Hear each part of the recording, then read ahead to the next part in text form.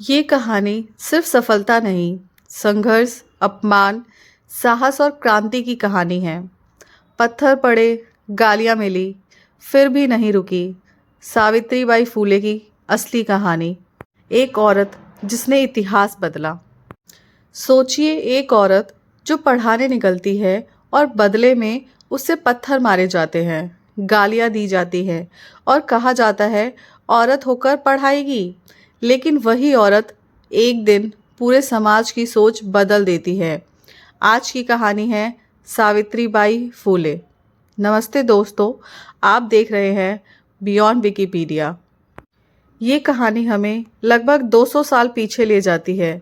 उस समय भारत में लड़कियों की पढ़ाई पाप मानी जाती थी।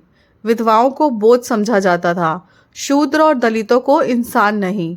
औरत का काम था चुप रहना, सहना, सवाल ना करना। ऐसे समाज में एक लड़की जन्म लेती है, सावित्रीबाई। सावित्रीबाई फूले का जन्म 3 जनवरी 1831 को महाराष्ट्र के नायगांव में हुआ। कम उम्र में उनकी शादी ज्योतिराव फूले से कर दी गई। सावित्रीबाई पढ़ना लिखना नहीं जानती थी, लेकिन उनके पति बाकी समाज से अलग थे। ज्योतिराव ने कहा, अगर समाज बदलना है तो औरतों को पढ़ाना होगा। ज्योतिराव फूले खुद सावित्रीबाई को पढ़ाना शुरू करते हैं। अक्षर, शब्द, वाक्य, धीरे धीरे एक साधारण गृहिणी एक शिक्षक बनने लगती है और यहाँ से भारत की पहली महिला शिक्षक जन्म लेती है। 1848 में पुणे में लड़कियों के लिए पहला स्कूल खोला गया, लेकिन समाज को यह मंजूर नहीं था। जब सावित्रीबाई स्कूल पढ़ाने जाती, लोग उन पर कीचड़ फेंकते, पत्थर मारते, गंदी गालियाँ देते। वे रोज एक अतिरिक्त साड़ी लेकर निकलती ताकि स्कूल पहुंचकर कपड़े बदल सके। सोचिए, कितना हिम्मत चाहिए ऐसा करने के लिए। परिवार ने भी साथ नहीं दिया, समाज ने घर से निकाल दिया, लेकिन सावित्रीबाई नहीं रुकी। उन्होंने कहा, अगर मुझे अकेले चलना पड़े तो भी मैं चलूंगी। उनका विश्वास था एजुकेशन ही असली आज़ादी है। सावित्रीबाई लड़कियों तक नहीं रुकी। उन्होंने विधवाओं के लिए आश्रम खोला, भ्रूण हत्या के खिलाफ आवाज उठाई, दलित और शोषित बच्चों को पढ़ाया। जब समाज मुंह मोड़ लेता था, सावित्रीबाई गले लगाती थी। सावित्रीबाई एक कवियत्री भी थी। उनकी कविताएं सवाल पूछती थी, समाज को आईना दिखाती थी। वे लिखती थी, जाओ शिक्षा प्राप्त करो, खुद को पहचानो। उनकी कलम तलवार से कम नहीं थी। 1897 में प्लेग की महामारी फैली।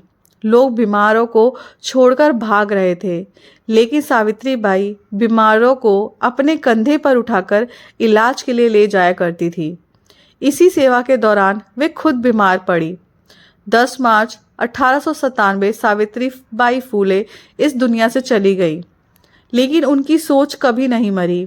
आज जब लड़कियां स्कूल जाती हैं, औरतें सवाल पूछती हैं, शिक्षा अधिकार बन चुका है, तो याद रखिए, इसके पीछे सावित्रीबाई का संघर्ष है। सावित्रीबाई हमें सिखाती हैं, बदलाव शोर से नहीं, हिम्मत से आता है। अकेली औरत भी इतिहास बदल सकती है। शिक्षा दान नहीं, अधिकार है। जिस औरत पर पत्थर बरसाए गए, आज उसी के नाम पर स्कूल खुलते हैं। यही होती है सच्ची जीत। अगर आज आप भी सही काम करने से डर रहे हैं, तो सावित्रीबाई को याद रखिए। रास्ता मुश्किल हो तो समझ लीजिए आप सही दिशा में हैं। अगर ये कहानी आपके दिल तक पहुंची हो तो लाइक करें, शेयर करें और सब्सक्राइब करें। ऐसी ही सच्ची कहानियों के लिए बियॉन्ड विकिपीडिया।